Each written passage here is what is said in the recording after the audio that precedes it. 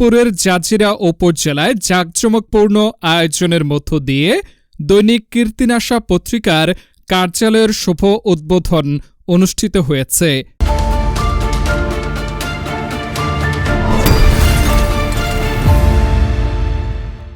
মঙ্গলবার ৬ জানুয়ারি বেলা ১১টায় জাজিরা উপজেলা মুক্তিযোদ্ধা ভবনের দ্বিতীয় তলায় এ কার্যালয়ের শুভ উদ্বোধন করা হয়।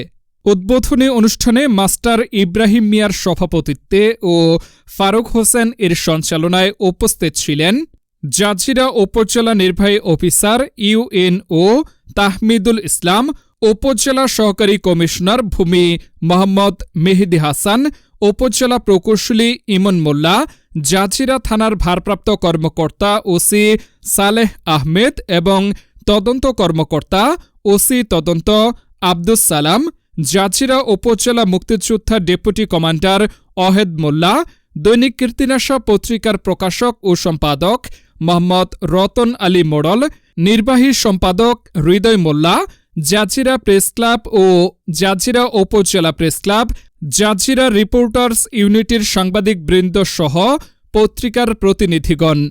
অনুষ্ঠানে আরও উপস্থিত ছিলেন শিক্ষকবৃন্দ ও বীর মুক্তিযোদ্ধাগণ। অনুষ্ঠান শেষে দোয়া ও মোনাজাতের মাধ্যমে উদ্বোধনী কার্যক্রমের সমাপ্তি ঘোষণা করা হয়।